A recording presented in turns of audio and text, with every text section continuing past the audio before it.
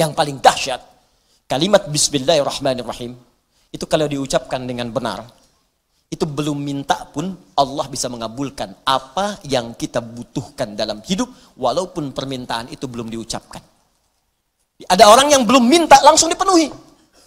Langsung dipenuhi. Begitu Bismillahirrahmanirrahim, minum. Masya Allah. Bismillahirrahmanirrahim, makan. Al-Imam Malik, Al-Imam Syafi'i, satu kali kemudian berdiskusi tentang apa? Ini guru dengan murid. Tentang rizki dari Allah subhanahu wa ta'ala. Kata Imam Malik, ada jenis rizki yang tidak perlu diikhtiarkan dengan ikhtiar manusia. Dekati pemilik rizkinya maka akan diturunkan. Kata Imam Syafi'i, ya guru harus ikhtiar dulu baru diturunkan. Dalilnya wa fis sama'i rizqukum wa ma tu'adun. Di langit ada rizki yang telah ditetapkan akan diturunkan. Bagaimana cara menurunkannya? Quran surah kedua ayat ke-168. Ya ayuhan nasu kulu mimma fil ardi jami'.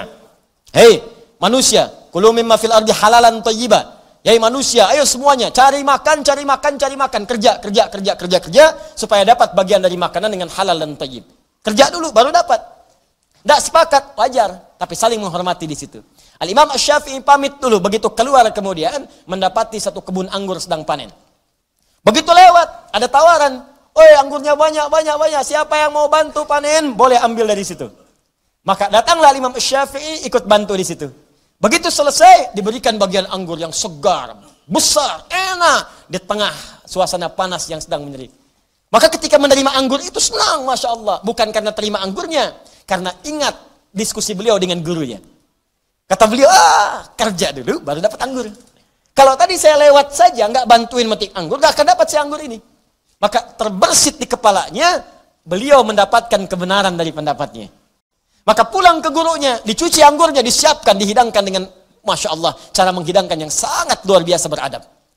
Begitu kemudian bertemu gurunya, guru, Masya Allah, tadi aku lewat di perjalanan, ada orang yang sedang memanen anggur, aku ikut ke situ. Saat aku bantu, kemudian dikeraskan kalimat ini. Pada bagian terakhir, ditekankan. Saat aku bantu, tiba-tiba aku diberikan bagian dari bantuan itu. Dapatlah anggur ini. Coba, beliau tidak mengatakan, guru pendapat saya benar nih. Tadi buktinya, saya dapat anggur dulu, kerja dulu, baru dapat anggur. Kalau saya nggak mampir, nggak dapat anggur ini. Perhatikan adab Al-Imam Asy-Syafi'i. Kata Al-Imam Asy-Syafi'i, guru, begitu saya bantu, diberikanlah saya bagian anggur ini. Kalimatnya ditekankan. Al-Imam Malik tersenyum. Kemudian tertawa. Fatabassama dhahika. Tersenyum, tertawa.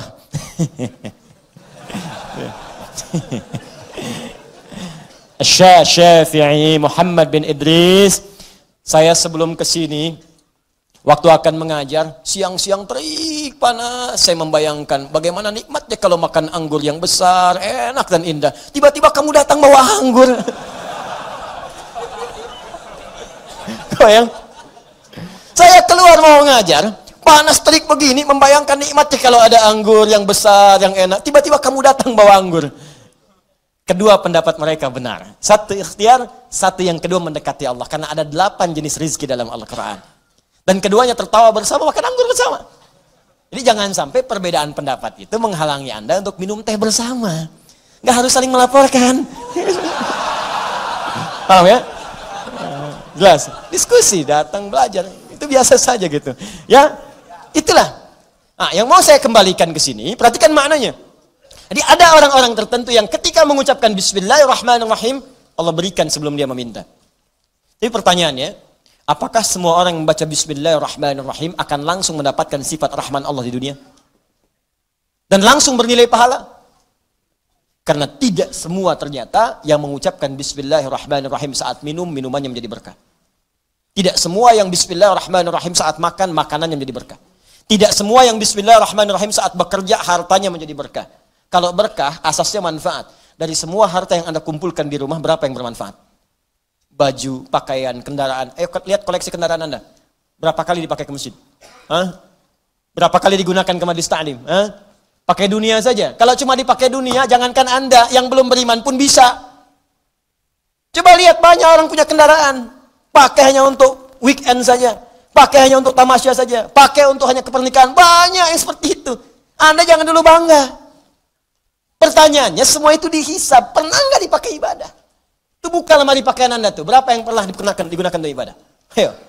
Jangan-jangan ada helai pakaian belum pernah dipakai ibadah. Itu pena Anda tuh yang dipakai menulis. Pernah nggak dipakai menulis pada kebaikan? Nulis hadis satu aja. Nulis ayat Quran untuk dihafalkan. Nulis catatan untuk mengingatkan Anda dengan Allah. Tuliskan. Karena kalau dihisab nanti bisa lebih mudah. Minimal pulpen itu akan berkata, saya pernah digunakan oleh si fulan pemilik saya ya Allah untuk mendekatkan dia dengan Allah Subhanahu wa taala. Itu yang harus dilakukan.